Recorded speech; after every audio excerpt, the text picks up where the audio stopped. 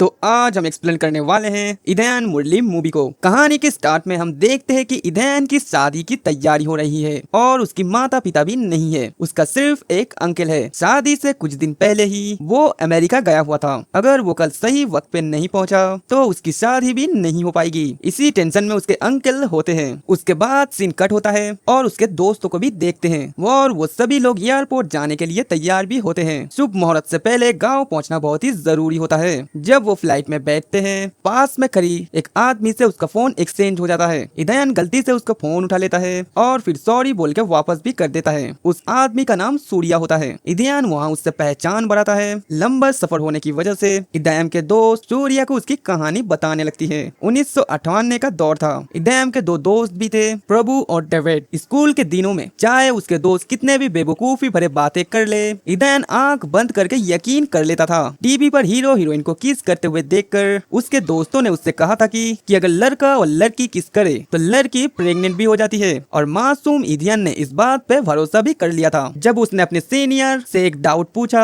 तो उसने भी कहा, हाँ ये तो सच है, तुझे कुछ भी पता नहीं है। ईदेन के स्कूल में अंग्रेजी पढ़ाने वाली गीता टीचर उसे बहुत पसंद थी। टीचर के कहने पर ईदेन फैंसी ड्रेस कंपटीशन में हिस्सा लेता है। उसे हिम्मत देने वाली टीचर ही थी। उसकी परफॉर्मेंस इतनी अच्छी होती है कि टीचर खुश होकर उसे किस भी कर देती है। बस उसी पल से ईदेन टेंशन में आ जाता है कि उसके दोस्तों ने कहा था कि किस करने से लड़की प्रेग्नेंट भी हो जाती है। इसके बाद जब भी टीचर क्लास में आती तो वो यही देखता रहता कि उनका पेट बड़ा हो रहा है या नहीं। वैसे तो कुछ भी नहीं हुआ है, लेकिन 2 महीने के समर हॉलीडे के बाद जब टीचर वापस आई तो उनका पेट बाहर निकला हुआ था। ये देखकर वो सच में डर जाता है। टीचर तो वाकई प्रेग्नेंट थी। ईदेन को लगता है कि उस बच्चे का बाप वही है, इसीलिए स्कूल में ईदेन उस टीचर की हर काम में मदद करने लगती है। एक बारिश वाली रात में ईदेन अचानक ही डर के जाग जाता है। उसे लगता है कि टीचर किसी मुसीबत में है। तब वो अपने दोस्तों को लेकर टीचर के घर में पहुंचता है तो पता चलता है कि उन्हें लेबर पेन शुरू हो चुका है। घर पर वो अकेली ही थी। ऐसे में ईदेन और उसके दोस्त मिलकर गीता टीचर को हॉस्पिटल ले जाते हैं। हॉस्पिटल में पेपर में साइन करते वक्त पति की जगह अपना नाम लिख के साइन कर देता है। गीता टीचर के असली हस्बैंड एक विदेश में नौकरी करते थे। टीचर की डिलीवरी के वक्त भी वो छुट्टी लेके नहीं आए थे। उस रात टीचर को हॉस्पिटल पहुंचाने के बाद ईदेन और उसके दोस्त वहां से चले जाते हैं, लेकिन उसके बाद वो कभी भी टीचर से मिल ही नहीं पाते। ईदेन को पता चलता है कि टीचर नौकरी छोड़कर कहीं और ही चली गई। ईदेन की पहला पैर वही थी। जब वो क्लास 12 में पढ़ रहा था तभी प्रभु और डेविड उसके पक्के दोस्त हुआ करते थे, लेकिन इसी बीच उसके गाँव के जो नाम के एक लड़के से उसकी बहुत गहरी दोस्ती हो जाती है। पॉलीटेक्निक में पढ़ने वाला जूजू देखने में एकदम गुंडे जैसा लगता था। वहाँ डेविड और प्रभु से छिपकर ईदेन अक्सर जूजू के साथ घूमने जाता था। जब डेविड और प्रभु पूछते हैं कि तू इस गुंडे के साथ क्यों घूमता है तो ईदेन कहता है कि वो कोई गुंडा नहीं है बल्कि एक सीधा साधा लड़का है, बस देखने में ही ऐसा लगता है और सबने उसे गलत समझ रखा है। असल में ईदेन और जूजू उन दोनों से छिपकर रोज टेनिस खेलने के लिए जाया करते थे। तब वहाँ के कोच के पास समंता नाम की एक लड़की आती थी। टेनिस खेलने वाले आली समंता को देखने और उससे बात करने के लिए ही ईदेन वहाँ जाता था। समंता को देखते ही ईदेन को उससे प्यार होता है। बाद में वो दोनों उस ट्यूशन सेंटर में भी एडमिशन ले लेता है जहाँ पे समंता पढ़ती है। जब ये बात प्रभु और डेविड को पता चलती है तो वो भी ईदेन के साथ उसी ट्यूशन सेंटर में जाने लगती है। ट्यूशन सेंटर में ईदेन धीरे धीरे उसके पास आने की कोशिश करता है, लेकिन टेनिस खेलते वक्त वो उस पर ध्यान ही नहीं देती थी, जबकि ट्यूशन सेंटर में उसे कभी कभी देखा करती थी। आगे के दिनों में ईदेन एक तरफा समंता से प्यार करती थी। एक दिन समंता अपने घर पे होने वाली बर्थडे पार्टी में अपने सारे ही दोस्तों को बुलाती है। पार्टी में जाके अपने दिल की बात कहने की सोचकर ईदेन एक गिफ्ट लेके जाता है, लेकिन जब वो सब वहाँ पे पहुँचता है तो शुरुआत में तो समंता उन पे कोई ध्यान ही नहीं देती। थोड़ी देर बाद वो उन सबको जूस ला के देती है। कुछ देर बाद वो फिर से जूस ला के देती है। ईदेन और उसके दोस्त ये सोच रहे होते हैं कि ये 2 बार जूस देके क्यों गई और तभी केक काटने की भी टाइम हो जाती है। उस वक्त उन्हें एक चौंकाने वाला बात पता चलता है। समंता की एक जुड़वा बहन भी होती है जिसका नाम होता है संयुक्ता और दोस्तों को समझ आता है और वो ईदेन से कहते हैं कि ट्यूशन सेंटर में जो लड़की आती थी तू तो उसी से प्यार करता था ना, लेकिन वो तो समंता है, तू अपनी उसकी दिल की बात कह दे। असल में ट्यूशन सेंटर समंता जा करती थी और टेनिस खेलने के लिए संयुक्त जाती थी। इसी वजह से वो टेनिस कोर्ट पर वो ईदेन पर ध्यान ही नहीं देती थी, लेकिन दोनों लड़कियों के बाद अलग होने का जाने बिना ईदेन एक तरफा प्यार किए जा रहा था। इसके बाद उनसे बात करते हुए एक और बात पता चलती है। कई बार ये दोनों लड़कियां अदल बदल करके टेनिस खेलने और ट्यूशन जाया करती थी, यानी कि जिस दिन समंता को जाना होता था उस दिन कभी कभी कभी संयुक्त डाली जाती थी, इसलिए संयुक्त समझकर ईडीएम संयुक्ता से कई बार अपना प्यार जताता है। पूरी तरह कंफ्यूज हो चुका ईडीएम अपनी दिल की बात कह ही नहीं पाया। वो बिना कुछ कहे वहाँ से दुखी होकर चला जाता है और इसके बाद वो ट्यूशन सेंटर भी जाना छोड़ देता है। ऐसे ही दिन गुजरते गए और 2011 का टाइम आ गया। ईडीएम अब कॉलेज में पढ़ रहा है। इंडिया और श्रीलंका का वर्ल्ड कप फाइनल चल रहा था। सभी लोग छत पे बैठ के मैच देख रहे होते हैं। तभी कुछ गुंडे वहाँ पे आके हंगामा करने लगते हैं। शांति से मैच देख रहे आए लोगों को वहाँ पे परेशानी होने लगती है। जब ईडीएम उनसे सवाल करने के लिए जाता है वो उसे मार देते हैं। इस हाथापाई में ईडीएम की आंखों में चोट लग जाती है और उसके दोस्त उसे तुरंत ही हॉस्पिटल लेके जाते हैं। हॉस्पिटल में उसका इलाज अमूदा नाम की एक डॉक्टर करती है। उस लड़की को देखते ही ईडीएम को उससे प्यार हो जाती है। उसी हॉस्पिटल में उसे उसका पुराना सीनियर सचिन मिलता है जो कि एक साथ स्कूल में पढ़ा करती थी, जिनका अफेयर अमूदा की दोस्त लारा से चल रहा था। सचिन, अमूदा और लारा की मुलाकात ईडीएम और उसके दोस्तों से करवाता है और वो सभी लोग जल्द ही बहुत ही अच्छे दोस्त बन जाते हैं। ईडीएम को अमूदा से प्यार हो गया था, इसलिए उसे देखने के बहाने वो अक्सर हॉस्पिटल के चक्कर लगाते थे। एक दिन एक प्रेग्नेंट औरत लेबर पेन की वजह से वहाँ हॉस्पिटल में आती है और ईडीएम भी उसकी मदद करता है, लेकिन हॉस्पिटल वाले गलत समझ बैठते हैं कि वही उस औरत का पति है। ईडीएम भी उस वक्त उसे कुछ बोल नहीं पाता और डिलीवरी के टाइम उसकी मदद के लिए वहाँ पे खड़ी होती है। तभी लेबर रूम में आई अमूदा ये देखती है कि अमूदा को देखते ही ईडीएम बुरी तरह से घबरा जाता है। उसे डर लगने लगता है कि उस औरत के साथ देखकर अमूदा उसे गलत ना समझ ले। बाद में वो अपने दोस्तों को सच बता देता है। जब दोस्त पूछते हैं कि उसने उसी वक्त कुछ क्यों नहीं कहा तो वो बताता है कि उस औरत की हालत देखकर उससे रहा नहीं गया। वो अकेले ही थी, इसलिए उसने उसका मदद कर दी। अमूदा भी समझ जाती है कि उसने सिर्फ मदद करने के लिए ऐसा किया था। बाद में एक दिन जब अमूदा और लारा शराब पीने के चक्कर में गाड़ी चला रहा था और वो पुलिस से पकड़े जाते हैं तो ईडीएम ही उनकी मदद करने के लिए पहुंचता है। गाड़ी अमूदा चला रही थी और शराब लाडो ने पी रखी थी और पुलिस ने दोनों को ही पकड़ लिया था। ईडीएम जैसे तैसे पुलिस वालों से बात करके मामला सुलझाता है और उनकी मदद भी करता है। इस घटना के बाद ईडीएम और अमूदा एक दूसरे के और भी ज्यादा करीब आ जाते हैं। इसके बाद वो सभी दोस्त मिलके एक जगह जाते हैं और कई जगह पे मिलते जुलते रहते हैं। अमूदा के सिर्फ पापा ही थे, इसलिए ईडीएम और उसके दोस्तों के साथ अपने हर पल को बहुत ही ज्यादा एंजॉय करती है। फिर उनका कॉन्वर्सेशन डे आ जाता है। अब सबकी लाइफ अलग अलग दिशा में जाने का टाइम आ चुका था। अमूदा भी 2 दिनों के अंदर अपने घर लौटने वाली थी, जिसके बाद उसे अपने लाइफ में आगे क्या करना है ये तय करना था। ईडीएम जानता था कि अगर वो एक बार यहाँ से चली गई तो वो फिर कभी उसे अपनी दिल की बात ही नहीं कह पाएगा। रेलवे स्टेशन पे उसे छोड़ते जाते वक्त अपने प्यार का इजहार करने का सोचकर ईडीएम रेलवे स्टेशन पे पहुंचता है। उसके दोस्तों को पता था कि वो अमूदा से प्यार करता है, इसलिए जल्द से जल्द उसके सभी दोस्त उससे प्यार के बारे में बात करने के लिए कह देता है। रेलवे स्टेशन पे उसे विदा करते वक्त वो हिम्मत जुटा के बोलने की कोशिश करता है, लेकिन आखिरी मौके पर ही उसकी हिम्मत जवाब दे देता है। यहाँ तक कि ट्रेन छूटने की समय भी वो अपने प्यार का इजहार नहीं कर पाता। अमूदा को लगता है कि वो उससे कुछ कहना चाहता है, लेकिन वो भी पूछती नहीं। इसी तरह ईडीएम फिर से अपनी पसंद की लड़की को खो देता है। इसके बाद दोस्तों के साथ अमूदा के ज्यादा कांटेक्ट नहीं रहता। ऐसे ही दिन गुजरते जाते हैं और इसी बीच कई चीजें बदल भी जाती है। प्रभु अपने ही गैंग की एक लड़की से शादी कर लेता है। एक दूसरे से बहुत प्यार करने वाले सचिन और लाडो का झगड़ा हो जाते हैं और वो अलग भी हो जाते हैं। ईडीएम के अंकल जो गाँव में छोटा मोटा केबल टीवी का बिजनेस चलाते थे, ईडीएम के साथ ही मिलकर एक बड़ा चैनल शुरू करते हैं जो कि बहुत बड़ा हिट बन जाता है। अब सारा काम ईडीएम ही संभलता है। इतना वक्त बीतने के बावजूद ईडीएम का अपने सभी दोस्तों के साथ कांटेक्ट बना हुआ है। सचिन और लाडो को अलग होने के बाद भी वो दोनों से ही जुड़ा रहता है। फिर आखिरकार सचिन तुलसी नाम की एक लड़की से शादी करने जा रहा होता है। सचिन के शादी में शामिल होने के लिए सभी लोग गाँव पहुँचते हैं। शादी के एक दिन पहले ही ईडीएम गाँव आते हैं। उसे पिक करने के लिए तुलसी का एक आदमी आता है। जब ईडीएम गाड़ी में बैठता है तो उसकी नजर पीछे बैठी लड़की पे पड़ती है और वो समंथा होती है, जो कि फोन पे किसी जरूरी काम पे लगी हुई है, इसलिए वो ईडीएम पे बिल्कुल भी ध्यान ही नहीं देती। अंकल ईडीएम को बताती है कि ये लड़की दुल्हन की कजन है। ईडीएम को लगता है कि इतने सालों बाद समंथा से दोबारा मिलना शायद किसी वजह से ही हुआ है। रास्ते में जब गाड़ी रोककर पानी लेने की नौबत आती है तब समंथा की नजर आगे बैठे ईडीएम पर पड़ती है। तब वो पूछती है कि तू ईडीएम है ना,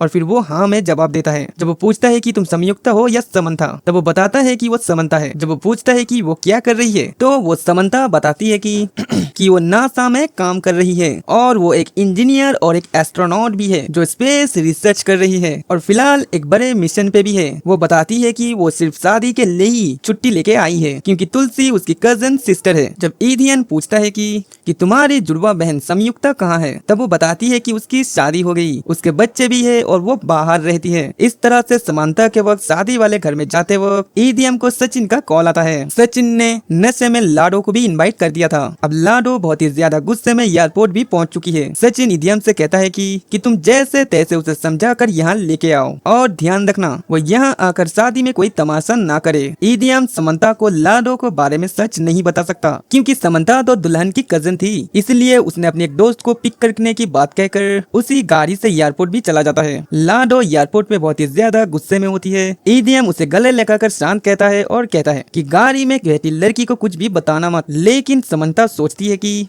ईडीएम और लाडो आपस में ही प्यार करती है, इसलिए उतने गरीब होकर गले मिलते हैं। उसके बाद ईडीएम और लाडो गाड़ी में बैठ जाते हैं। हेलो, शादी के घर में पहुंचने के बाद सभी लोग यही सोचते हैं कि लाडो ईडीएम की गर्लफ्रेंड है। सचिन भी कहता है कि फिलहाल इसे ऐसे ही रहने दो, लेकिन रात में लाडो बहुत ही ज्यादा हंगामा करने लगती है। वो सचिन से कहती है कि मैं तुझे भूल नहीं पाई हूँ, तुझे ये शादी रोकनी ही होगी, तू मुझे धोखा कैसे दे सकता है। सचिन उसे समझाता है कि हमारा ब्रेकअप बहुत ही पहले ही हो गया है, अब मैं शादी करने के लिए जा रहा हूँ और दोनों ही परिवार बहुत ही ज्यादा खुश हैं। अगर तेरी बात सुन के मैं शादी रोक दूं तो उस लड़की और उस परिवार का क्या होगा, हम कभी भी खुश नहीं रह पाएंगे। काफी समझाने के बाद लाडो मान भी जाती है कि ठीक है, शादी रोकने की जरूरत ही नहीं है, वो तो बस गुस्से में ऐसा कह रही थी, असल में उसकी शादी रुकना के लिए कोई इच्छा ही नहीं थी। ये सारा हंगामा समंता भी सुन लेती है। तब उसे समझ आता है कि दरअसल में लाडो सचिन की पुराना गर्लफ्रेंड है। वो तुरंत ही ईडीएम से पूछती है कि तो क्या तुम सिंगल हो। ईडीएम हाँ में जवाब देता है और सोचने लगता है कि इसने मुझसे ऐसा क्यों पूछा। अगले दिन सभी लोग धूमधाम से शादी मनाते हैं। रात में समंता पुराने ट्यूशन के पास पानी पूरी खाने के लिए जाती है। ईडीएम भी उसके साथ जाने लगते हैं और ट्यूशन की क्लास में अपनी पुरानी यादें ताजा करता है। ईडीएम का प्यार फिर से जाग उठता है और वो दिल की बात भी कहने का सोचता है। तभी समंता बताती है कि कल सुबह उसकी अमेरिका की फ्लाइट है और वहाँ से ही उसे स्पेस मिशन पे जाना है। ये सुन के ईडीएम फिर से सोच में पड़ जाता है। अगले दिन ऑफिस में दोस्तों की सलाह पर वो प्यार का इजहार करने का फैसला लेता है और तुरंत ही एयरपोर्ट के लिए निकलता है। रास्ते में एक नेता की टीम उस पे हमला कर देता है, जिससे वो काफी वक्त खराब हो जाता है। वो जैसे तैसे एयरपोर्ट पहुंचकर वो रनवे की तरफ दौड़ता है, लेकिन फ्लाइट उड़ चुकी थी और वहाँ पे उसका पुराना दोस्त जूजू मिलता है। ईडीएम की इस हरकत से अंकल और उसका दोस्त पूछता है कि ये पहले क्यों नहीं बताया। इसी तरह से समंता फिर से दूर चली जाती है और स्पेस मिशन पे जाने के कारण उससे कोई भी कांटेक्ट भी नहीं हो पाता। ये कहानी सुनकर सूर्या हंस के बोलता है कि तेरे में हिम्मत ही नहीं थी, वरना दिल की बात ही बोल देता। जब सूर्या और सुनने से मना कर देता है तब उसके दोस्त कहते हैं कि अब उसकी सगाई की कहानी है, जिसे सुनकर सूर्या तैयार भी हो जाती है। समंता को खोकर ईडीएम दुखी था और उसके अंकल के कहने पर उसकी अदिति नाम की एक लड़की से सगाई हो जाती है। एक दिन मॉल में उसे सालों बाद अमूदा भी मिलती है। 8 साल के बाद अमूदा बताती है कि कॉलेज में भी वो उससे प्यार करती थी, लेकिन कह ही नहीं पाई। अब उसकी शादी भी हो चुकी है, उसके 2 बच्चे भी है। लेकिन वो बहुत ही ज्यादा खुश है, लेकिन दिल की बात बताकर उसका बोझ ही हल्का हो गया। ये सुनकर ईडीएम हैरान हो जाता है कि काश उसने तब हिम्मत दिखाई होती। अब वो सोचता है कि अदिति से शादी के पहले वो भी समंता को अपना सच बता के अपना दिल हल्का कर लेगा। ये सुनकर सूर्या पूछता है कि फिर आगे क्या हुआ। समंता को प्यार का इजहार करके और दिमाग हल्का करने के लिए ईडीएम नहीं तो कहा था, लेकिन शादियों की तैयारी के बीच अमेरिका जाकर समंता से मिले कैसे। इसके लिए उसने अपने अंकल से झूठ बोलता है कि अपने दोस्तों को बैचलर पार्टी देने के लिए अमेरिका जाना है और वो परमिशन भी ले लेता है। तब वो अदिति से भी इस बारे में बात करता है और उसे भी कोई एतराज नहीं होता। हालांकि अदिति अपने पेरेंट्स से कह देती है कि वो किसी जरूरी मीटिंग से अमेरिका जा रहा है, वो उसे उन्हें बैचलर पार्टी वाली बात नहीं बताती। इस तरह से अदिति और अंकल को बताकर वो अपने दोस्त के साथ अमेरिका निकल जाता है। सिर्फ जोजो ही नहीं जा पाता क्योंकि उसके पास पासपोर्ट ही नहीं था। अमेरिका पहुंचने के बाद वो समंता से मिलने जाती है। उससे वहाँ पे देखकर समंता को बहुत ही बड़ा सरप्राइज मिलता है, लेकिन ईडीएम उससे झूठ बोल देता है कि वो वहाँ पे एक मीटिंग के सिलसिले में यहाँ पे अकेला आया है। जब वो पूछती है कि क्या वो सिंगल है, तब वो कह देता है कि हाँ मैं सिंगल हूँ, और वो उससे अपनी शादी की बात पूरी तरह से छिपा देता है। ये जानकर कि वो कुछ दिन यही रुकने वाला है, समंता उसका नंबर भी ले लेता है। फिर वो दोनों अक्सर ही मिलने लगते हैं और पूरा शहर ही घूमते हैं। समंता भी अपने मिशन से लौटकर एक ब्रेक पर ही थी, इसीलिए उसके पास भी काफी फ्री टाइम भी था। दोनों साथ में बहुत वक्त बिताते हैं। इस दौरान समंता के दिल में भी उसके लिए प्यार जगने लगता है। लगते हैं। एक ही इंसान की जिंदगी में बार बार अलग अलग मोड़ों पर अपने सामने पाकर उसे लगता है कि शायद यूनिवर्स भी यही चाहती है कि वो दोनों एक हो जाए। वो अपनी जुड़वा बहन संयुक्ता को बताती है कि वो ईदीएम से अपनी दिल की बात ही कहने जा रही है और वो आज ही बोलेगी। संयुक्ता को भी इससे कोई भी दिक्कत नहीं होती। ऐसे में समंता अपने प्यार का इजहार करने के लिए ईदीएम के रूम पर पहुंचती है। रूम के बाहर पहुंचकर वो सुनती है कि ईदीएम अंदर अपने दोस्तों से बातें कर रहा था। उसने तो कहा था कि वो अकेला ही आया है, लेकिन समंता को यह बिल्कुल भी नहीं पता था कि उसके दोस्त भी आए हुए हैं और 2 दिन बाद उसके शादी भी होने वाली है। अंदर उसके दोस्त ईदीएम से पूछ रहे होते हैं कि तू तो बस समंता से ये कहने आया था ना कि तू कभी उससे प्यार करता था, तो अब तक तूने ये बात उससे कही क्यों नहीं? अब तू किस बात की कंफ्यूजन में है? वैसे भी छोड़, शादी से पहले उससे साथ कुछ टाइम बिताने का वक्त मिल गया, यही बड़ी बात समझ और भूल जा। ये सब कुछ सुनकर समंता गलत समझ बैठती है। वो सोचती है कि सगाई हो चुकी है। वो टाइम पास करने के लिए सिंगल होने का झूठ बोलकर यहाँ अमेरिका उससे मिलने आया है। वो गुस्से में ऊपर आती है और ईदीएम से सवाल करने लगता है कि ईदीएम जो भी कहने की कोशिश करता है वो सुनने के लिए तैयार ही नहीं होती। वो कहते ही कि मैंने अपने लाइफ में तेरे जैसे घटिया इंसान अपने लाइफ में ही नहीं देखा, और वो गुस्से में वहाँ से चली जाती है। ईदीएम उसके पीछे जाकर उसे समझाने की कोशिश करता है कि और समंता बोलती है, मैं तो तुझसे अपने प्यार का इजहार करने आई थी, लेकिन तू तो पहले से ही इंगेज है और तेरी शादी का दिन भी पास आ चुका है। अगर तुझे उस लड़की की जरा सा भी फिक्र होती तो तू मेरे साथ यहाँ इतने दिन कभी नहीं बिताता। और वो उसे एक सफाई देने का एक मौका तक नहीं देती और वहाँ से चली जाती है। इसी तरह वो दोनों फिर से अलग हो जाते हैं। इसके बाद ईदीएम अपने दोस्तों के साथ वहाँ अलग हो जाते हैं और फ्लाइट में उसकी मुलाकात सूर्या से होती है। उसकी पूरी कहानी सुनते सुनते आखिरकार उसकी फ्लाइट लैंड होती है और वो सभी लोग गाँव भी पहुँच जाती है। एयरपोर्ट पर उसे लेने के लिए सूर्या की वाइफ भी आई होती है। उस टाइम पे ईदीएम और उसके दोस्तों को एक बहुत बड़ी बात पता चलती है कि सूर्या की वाइफ कोई और नहीं बल्कि उनकी स्कूल की वही टीचर गीता होती है। और वो सभी लोग जाके गीता टीचर से बात करती है। ईदीएम बताती है कि कैसे बचपन में किस करने के बाद वो समझ बैठा था कि टीचर प्रेग्नेंट हो गई। ये सभी सुनकर वो लोग खूब हंसते हैं जब उन्हें पता चलता है कि उस रात टीचर को अकेला छोड़कर फोन पर बिजी रहने वाला हस्बैंड कोई और नहीं बल्कि सूर्या ही था। तब सभी लोग सूर्या की टांग खींचने लगते हैं क्योंकि फ्लाइट में बैठकर सभी ने उसके हस्बैंड को खूब खारी कोटी सुनाई थी कि वो कितना बेपरवाह इंसान है। वो गीता टीचर को ईदीएम की लाइफ में हुआ सब कुछ शॉर्ट में बताती है। दूसरी तरफ शादी का मुहूर्त भी हो चुका था, इसलिए ईदीएम और उसके दोस्त सीधा मंडप की तरफ भागते हैं। लेकिन ईदीएम बहुत ही ज्यादा दुखी होता है। वो अपने अंकल से कहता है कि मैं समंता से प्यार करता हूँ, क्या यह शादी किसी तरह से रोकी जा सकती है? शादी में बहुत सारे मेहमान भी आए होते हैं। अदिति के पापा नेता थे, इसलिए बड़े बड़े वीआईपी भी मौजूद थे शादी में। अंकल जानते थे कि अगर शादी टूटती है तो बहुत बड़ा बदनामी भी होगी और अदिति का परिवार ये सदमा बर्दाश्त ही नहीं कर पाएगा। फिर भी वो कहती है कि कोई बात नहीं, मेरे लिए तेरी खुशी से ज्यादा कोई बड़ी बात ही नहीं है। मैं ये शादी रोकने की कोशिश करता हूँ, सारा इल्जाम मैं अपने सिर ले लूंगा। लेकिन अंकल की बात सुन के ईदीएम कहता है कि नहीं अंकल, शादी रोकने की जरूरत ही नहीं है, ये शादी होने दीजिए। यही बेहतर है कि मैं अदिति से शादी करूंगा, सबकी बहुत बदनामी होगी। ये सुनकर अंकल को थोड़ी राहत तो मिलती है। उसके बाद ईदीएम तैयार होकर वो मंडप की तरफ बढ़ती है। दूसरी तरफ जोजो और अंकल शादी की तैयारी में लगे हुए हैं और दूसरी तरफ ईदीएम के दोस्त ये चाहते थे कि शादी किसी तरह से रुक जाए और ईदीएम की शादी समंता से हो जाए। वो शादी तुड़वाने का सोच ही रहे हैं कि ठीक उसी वक्त सूर्या समंता को लेकर वहाँ पे पहुँच जाते हैं। ये देखकर उनके दोस्त बहुत ही ज्यादा खुश हो जाते हैं कि अब सूर्या ही इस शादी को रुकवाएगा। दूसरी तरफ हमें एक छोटा सा फ्लैशबैक दिखाया जाता है। सूर्या तो पहले ईदीएम की बातों पे ध्यान ना देकर जाने ही वाला था, लेकिन गीता टीचर ने उसे रोका। गीता टीचर उसे याद दिलाती है कि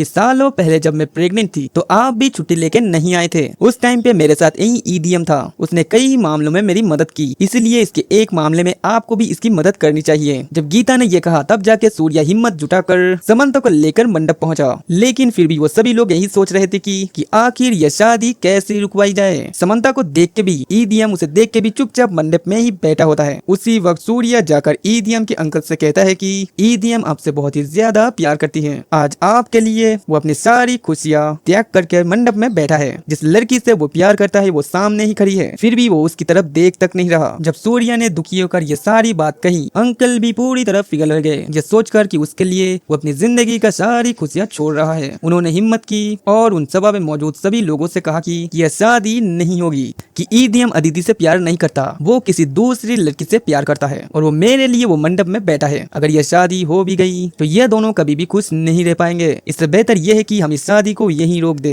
ये सुनते ही अदिति के घर वाले हंगामा करने लगते हैं, लेकिन अदिति सब समझ जाते हैं। वो कहती है कि जबरदस्ती शादी करवाने से कोई भी फायदा ही नहीं, जो मुझसे प्यार प्यार ही नहीं करता, उसके साथ मैं खुश कैसे रहूंगी, इसीलिए इस शादी को कैंसिल कर देना ही बेहतर है। इतना कहकर वो अपने परिवार को लेकर वहाँ से जाने लगती है और वो अंदर से भी बहुत ज्यादा दुखी होती है। उदय उदास होकर बाहर आते देख सूर्या उससे कहता है कि तुम्हें इतना दुखी होने की जरूरत ही नहीं है। अंदर बेटा ईदीएम 20 साल पहले उससे प्यार करता था और 20 साल बीतने के बाद भी आज तक अपनी दिल की बात ही बोल नहीं पाया। अब जाके उसने जरा सी कोशिश भी की है। अगर आज तुम्हारी उससे शादी हो भी जाती तो उससे तुमसे प्यार होने में कई साल लग जाते और फिर उस प्यार का इजहार करने में और भी कई साल। तुम्हारी मैरिड लाइफ पूरी तरह से फ्लॉप हो जाती, इसलिए ये समझो कि तुम बच गए। ये सुनकर अदिति को थोड़ी राहत तो मिलती है, किसकी शादी ना होना ही अच्छा रहा। शादी रुकने के बाद सभी लोग सोचते हैं कि अब तो ईदीएम और समंता एक ही हो जाएंगे, इसलिए सभी लोग उनके पास आते हैं। लेकिन ईदीएम सामने खड़ी लड़की को देखकर बोलता है कि मुझे समझ आ गया है कि तुम समंता नहीं संयुक्ता हो, तुम्हारी बड़ी बहन कहाँ है। ये सुनकर सभी लोग हैरान हो जाते हैं। तब सूर्य खुलासा करता है कि